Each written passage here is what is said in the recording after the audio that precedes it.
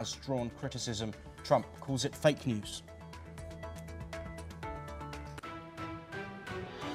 But we start this hour in the Middle East. The UN Agency for Palestinian Refugees is sounding the alarm over the situation in the enclave.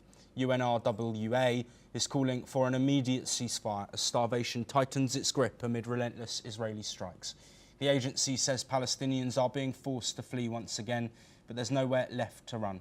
In a statement posted on social media, the UNRWA warns that no one is safe, not medical teams, not humanitarian workers, not even UN staff. The message is clear. No one has been spared in Gaza. That according to some experts.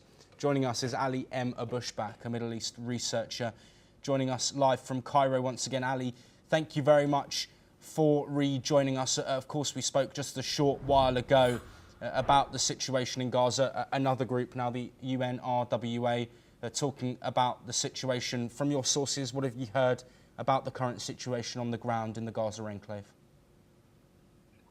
Thank you, Joshua. The things is, everyone and every social media have been flooded with about the famine situation in Gaza and about the starvation, while the people are suffering from the lack of supplies and the lack of vegetable and essential supplies. All social media activists have been addressing the suffering of medicine and the medical staff and the journalist staff, their struggle on the ground and the coverage of situation among this famine and hunger. It's a bit complicated and very tough for the people and the civilian, while the hospital is full by the people who's suffering from the malnutrition. So things is more complicated on the ground, while the people are not discussing about the ceasefire or not discussing about the peace progress between Israel and Gaza. Everyone talking about the food. I talked to some civilian from Gaza and they are describing the situation is terrible. They went to the market. There is a lack of food and there is a lack of supplies. As well as in hospital, there is a lack of the medical supplies, treatment supplies, the fuel. There is no fuel for the ambulance car to serve the civilians and serve the people who got injured or wounded during the situation. Also, during this summer, it's a very hot. People are suffering from the heat in tent and suffering from a humanitarian situation, miserable.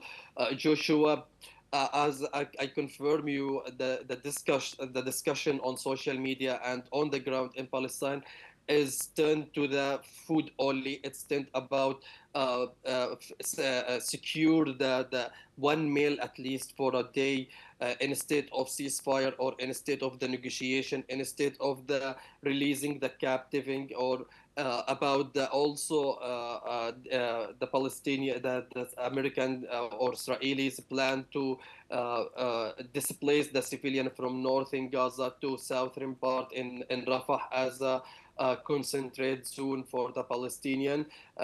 Every day we are hearing that there is some evacuation order from IDF to the civilian in Gaza.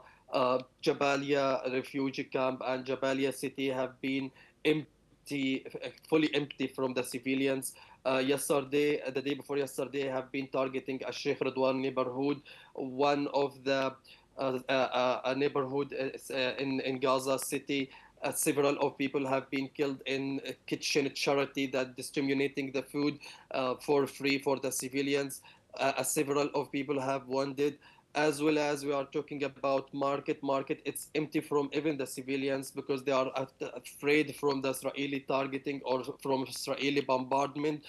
Yesterday also Israel have been targeting one school in Jabalia, in northern part of Gaza, and in Mawasi Khan Yunis there is a daily targeting and bombardment in Mawasi Khan Yunis in South Gaza. Situation is completely bad and terrible on the ground. Joshua, there is a report from the ground about addressing that there is a lack of food for children, and there is one more than 40 people have been killed, dead because of the uh, uh, malnutrition. Uh, so the things is more miserable. There is a lack of milk for children, and pregnant women can't be Yes. breast their children. Ali, do stay with us. We're now going to turn our attention away from the situation on the ground.